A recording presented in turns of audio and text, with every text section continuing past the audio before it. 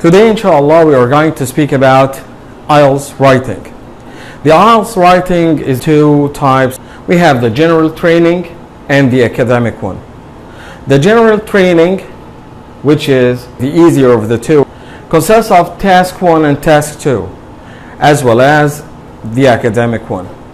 Concerning task 1 in the general training, when you are in the general training, task 1 will be about writing a letter.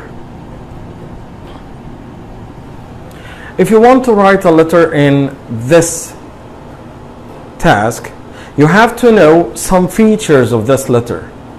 One of these features is that the letter should be around 150 words at least. And 150 words at least means that you will have to divide your letter into some paragraphs.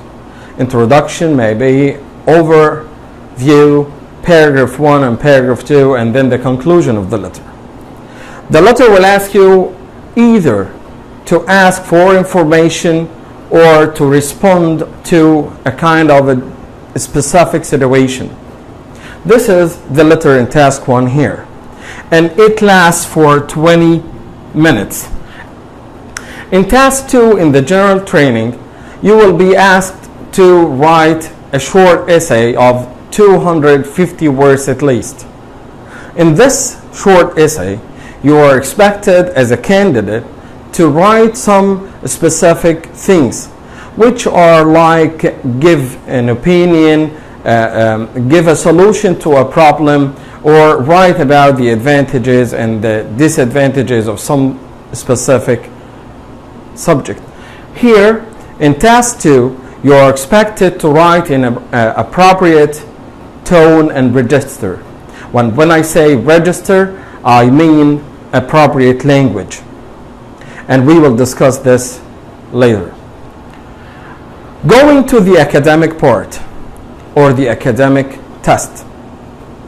In the academic test, task 1 differs, because in the academic test you are asked to write about explanation of a graph, a diagram,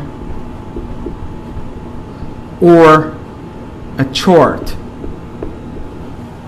In this task, also you are expected to write 150 words at least. And when you are asked to write the 150 words, you are also asked to explain the graph, the diagram, and the chart.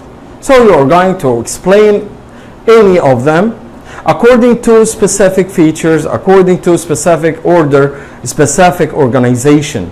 And this is what we are going to talk about today. When you finish this part, which also lasts for 20 minutes, you're going to have task 2, which is about writing a short essay in which the candidate is expected to write following a kind of a rubric, which is known for everybody. According to this rubric, the candidate should write in appropriate language, register also, and tone, and also he is asked to show his abilities of writing a response to an opinion, defending his opinion sometimes. Also, sometimes you are asked to explain the opinion, the different opinions, so you have to write a kind of argumentative essay. Sometimes you are asked to write about the advantages or disadvantages of a specific issue or a specific topic.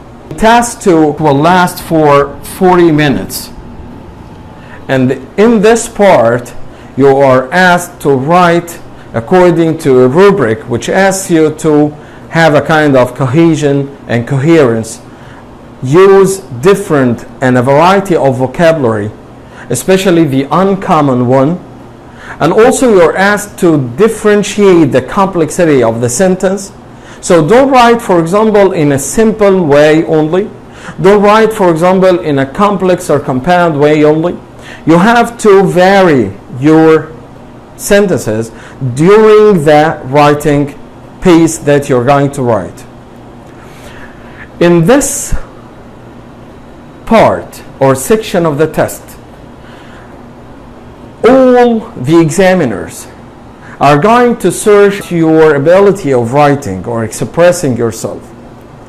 How well you paraphrase or rephrase sometimes the topic of the question.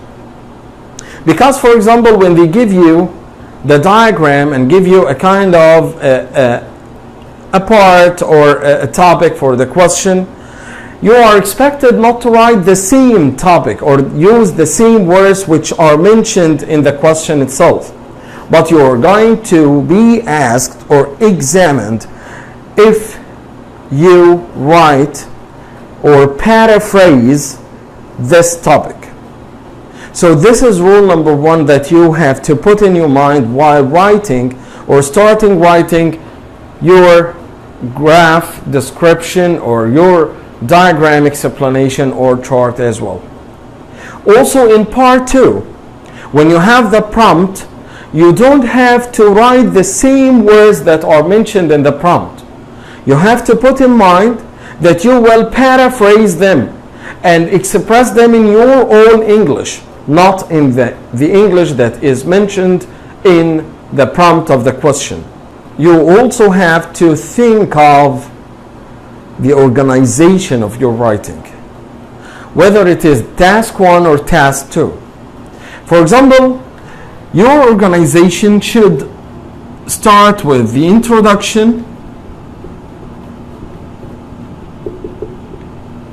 then the overview, and number 3, the body paragraphs. You are asked at the end to write a conclusion to what you mentioned in the whole piece of writing. Wait for me, inshallah. Stay tuned as usual. Assalamu alaikum wa rahmatullahi wa barakatuh.